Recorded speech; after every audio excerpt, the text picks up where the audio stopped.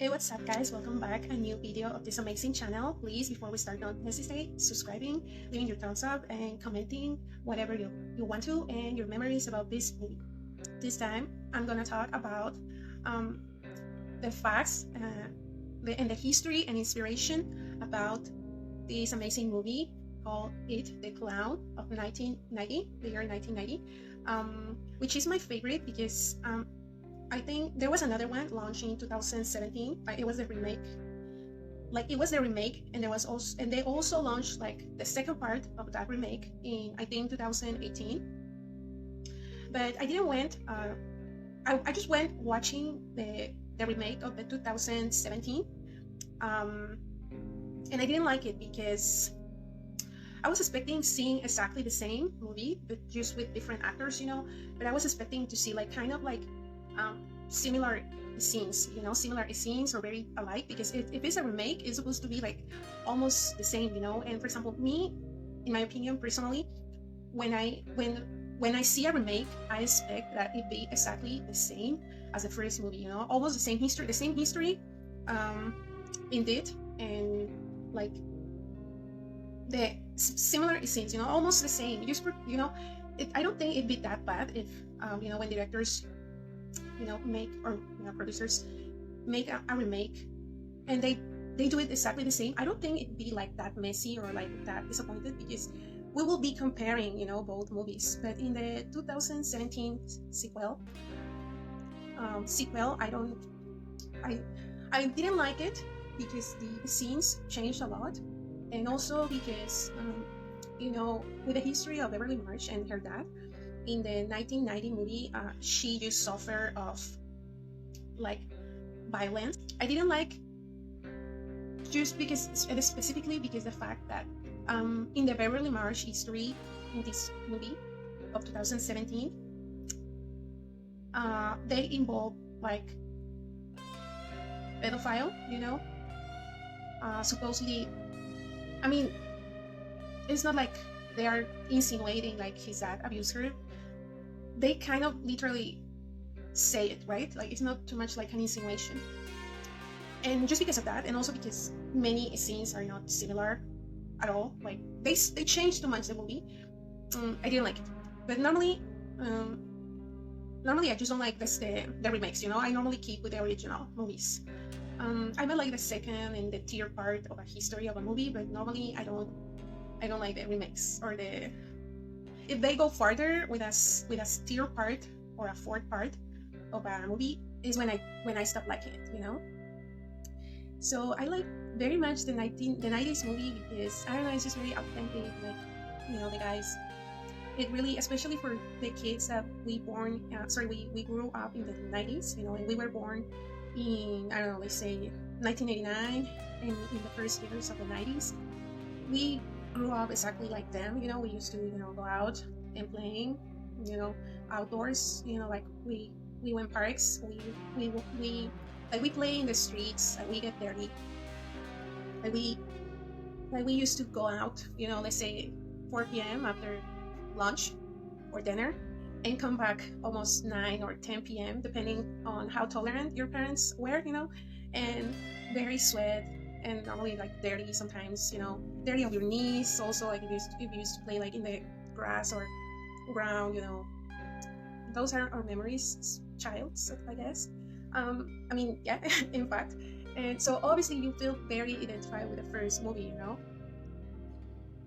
I like the actors too. They are all actors of the 90s, I remember I saw many of these actors in other different movies. I'm gonna be putting the stickers here of the movies where I saw these actors, playing their roles, their respective roles.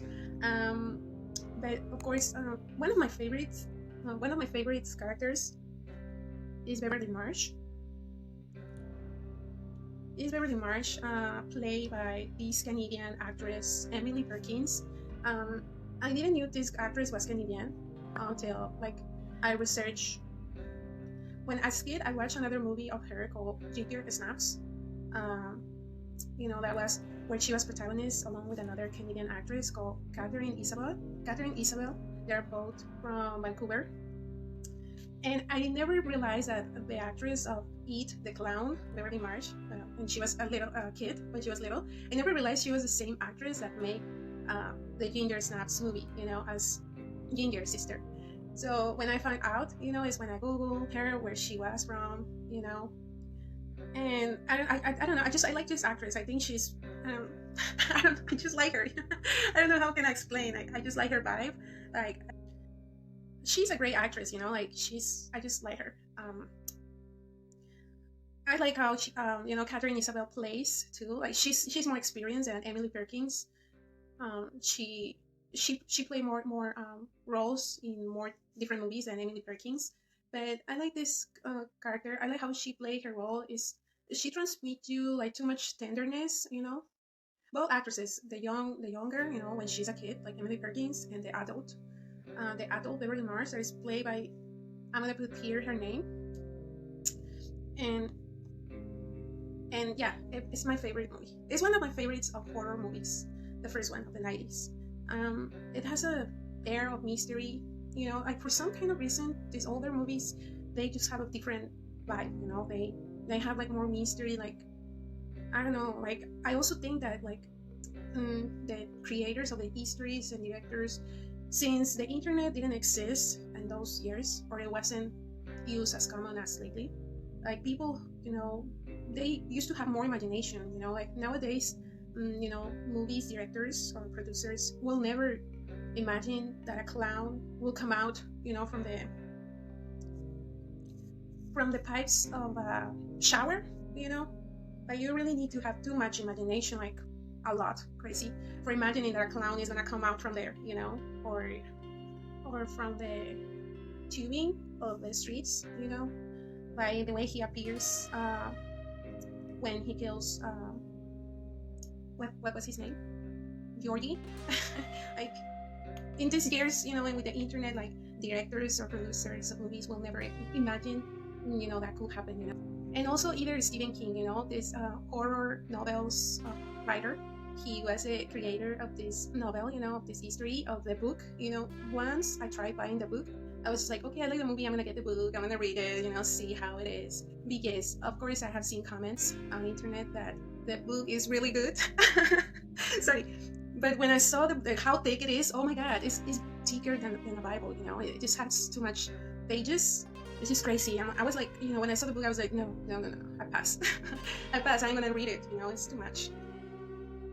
But yeah, like I said, the movie is great. Like, we can see us reflected, in the history, at some points. And I don't know, like, one thing that, for example, I relate to very much is when they are building this kind of like artificial, I don't know what's the word, I don't know, it's like a kind of artificial lake. They want to make like a pool, they want to make a container of water in a park, that is like kind of under a bridge. And I used to do things like that, with my friends, with my neighbors of my age, that we were friends, and it was cool, it was fun. So anyways, in this video, I'm gonna tell you the facts of this movie of the 90s. Not the newest, no, those ones, no.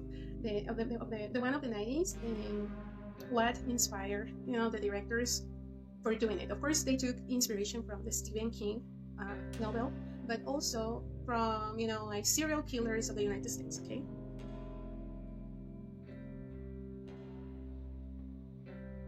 So, It, also known as Stephen King's It, is a 1990 ABC TV chain, two-part psychological horror drama. Two-part psychological horror drama miniseries, directed by Tommy Lee Wallace and adapted by Lawrence D. Cohen, from Stephen King's 1986 novel of the same name. The story revolves around a predatory monster that can transform itself into its prey's worst fears to devour them, to allowing it to explode the phobias of its victims. It mostly takes the humanoid form of Pennywise, a demonic clown. The protagonists are the Lucky Seven, or the Losers Club, a group of outcast kids who discover Pennywise and vow to kill him by any means necessary. The series takes place over two different time periods. The first, when the losers first confront Pennywise as children in 1960, In fact, that's my favorite part. When they're adults, I don't like it that much anymore. It's just like a little bit more, you know, I don't know, like down for business, like adult shit. I don't know. So, and the second, when they return as adults to Maine, the neighborhood where they grown up, I mean the city, or the, I don't know if it was, well, yeah, the town where they grew up, in 1990 to defeat him a second time after he resurfaced.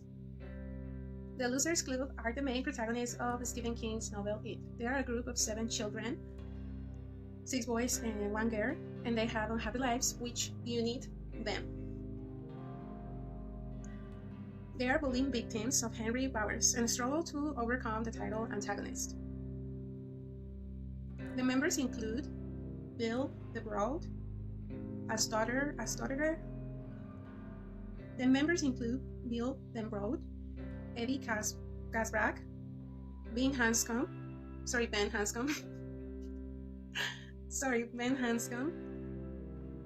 Richie Tusier, Stan Uris, a Jewish boy, and Beverly Marsh, a lower middle class girl.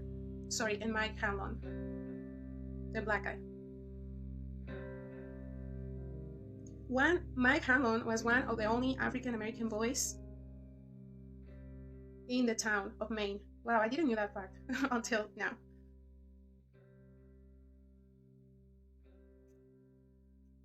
Now I'm going to give you a little bit of history on how Stephen King took inspiration for making this clown horror novel.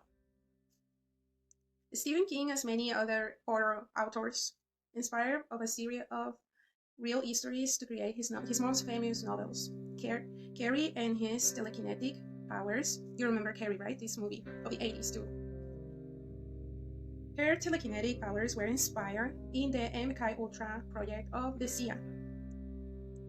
The Gigant of the Green Mile was based in the history of a kid sentenced to the electric chair punishment, and the history of Pennywise has its origins in a serial killer and a few brutal crimes that happened in the United States in the 80s.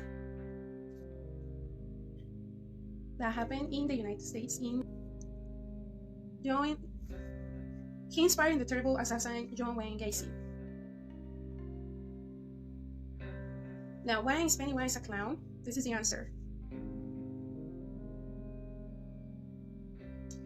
King took the shape of a character associated to the magic, the jokes and the laughings, and he transformed it in a nightmare. It all comes from the inspiration of the serial killer John Wayne Gacy, a famous assassin that he dressed up as a clown to attract his victims, who were mostly children. Gacy dressed up as a clown to give shows in many children's hospitals, and he used the name of Pogo the Clown or Patches the Clown, and nobody knew that friendly clown could be a brutal killer. Same as Pennywise on the It movie, Gacy attacked the kids also, and when he was condemned for his crimes in 1980, Stephen King was already starting his novel of It. And that's how he took inspiration in the clown. The launch of his novel ended up convincing the world that it's not always good trusting in people that dress up and characterize themselves as, clowns, or, basically dressing up in fun costumes and hiding behind makeup, On the other hand, Stephen King says that the appearance of Pennywise was based on Ronald McDonald. Oh my god, this, the McDonald's burger clown. Because there was a figure in which the kids trust, which helped him creating a character even more disturbing. So this is where he based, and he inspired to create this character. I read the book a little bit, online, and supposedly it's evil force from, another universe. It's not human. It's supposedly from another dimension, right? And yeah, indeed, he takes the shape of what scares the most to the characters. For example, what scares the most Beverly Marsh is the blood. So he scares her when she's in the sink of her bathroom, with this balloon of blood that explodes all over her face. and for example, this character of Richie Tusier, the youngster, his phobia was the werewolves, and he transformed into a wolf man to scare him of his dreams, because I don't know, it's like weird, like it's like he appears.